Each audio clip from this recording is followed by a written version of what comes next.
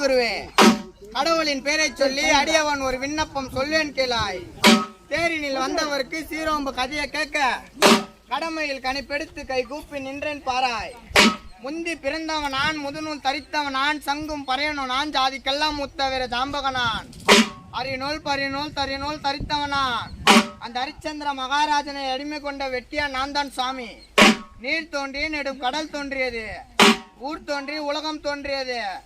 ஊருக்கு மேலாண்டு புறத்திலே ஒரு ஆழ விருச்சகம் தோன்றியது. ஆழ விருச்சகத்தின் அடியினிலே ஒரு கன்னிப்புற்று தோன்றியது. கன்னிப்புற்றின் வயிற்றினிலே ஒரு காராம்பசு பிறந்தது. காராம்பசு வயிற்றினிலே ஒரு கமலக்கன்னி பிறந்தா.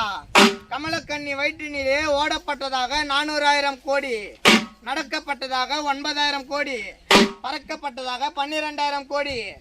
இப்படியாக எறும்பு எண்ணாத ஜீவராசிகளை படைத்தா பிரம்மதேவன். பூலோகத்திலே ஜீவராசிகள் பெருக பெருக பூமாதேவியால் பூமி பாரம் தாங்க முடியவில்லை. சாமி, என்னால் பூமி பாரம் தாங்க முடியவில்லை, ஏதாவது உபாயம் இருந்தா கூறுங்க சாமி என்று பிரம்மதேவனோட முறையிட்டா பூமாதேவி.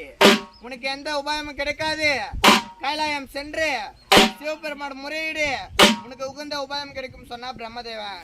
இதை கேட்டு காலால் நடவாமல் காற்றாய் பறந்தோடி கைலாயம் சென்று, சாமி என்னால் பூமி பாரம் தாங்க முடியவில்லை, ஏதாவது உபாயம் இருந்தா கூறுங்க சாமி என்று சிவபெருமான முறையிட்டா பூமாதேவி. இதை கேட்கும் நேரத்தில் காவனூர் கம்மாள பறர்கள் காராம் பசுவை காலை கட்டி கைத்தறுத்து தோலை உரித்தார்கள். அதன் உயிரானதோ யமலோகம் சென்றது. அங்குதன், நீலன், அனுமன் இவர்கள் மூவரும் சேர்ந்து 5 பங்காக போட்டார்கள். அதிலே முதல் பங்கானதோ சிவபெருமானின் மனைவி சிவசக்தி எடுத்து சென்றான். 2ஆம் பங்கானதோ நாராயண மூர்த்தி எடுத்து சென்றான். 3ஆம் பங்கானதோ பிரம்மதேவன் எடுத்து சென்றான். 4ஆம் பங்கானதோ பிற ஜாம்பவன் எடுத்து சென்றான். 5ஆம் பங்கானதோ யாருமே எடுக்காமல் இருந்தது.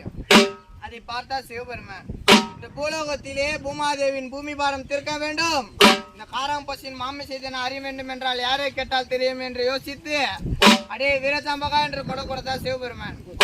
ஐயா, நீ குரலை கேட்டு அடியானம் ஓடி வந்து பாத நமஸ்காரம் செய்து அடியானை அழைத்த காரணம் என்னவென்று கேட்டா வீரஜாம்பகன். அடே வீரஜாம்பகா, பார் உலகத்தில் சிவசக்தியானவள் முதல் பங்கு எடுத்து சென்றிருக்கிறார், எதற்கடா உதவும் என்று கேட்டா சிவபெருமான். சாமி, சிவசக்தி எடுத்து செல்லும் முதல் பங்கானதோ மாமிசம், அது மந்திரம் கற்றவர்க்கும் தந்திரம் கற்றவர்க்கும் மாயாஜாலம் அறிந்தவர்க்கும் மகுடிக்கு மையாகும் சாமி என்று சொன்ன வீரஜாம்பகன்.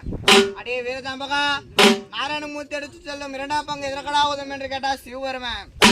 சாமி, நாராயணமூர்த்தி செல்லும் 2ஆம்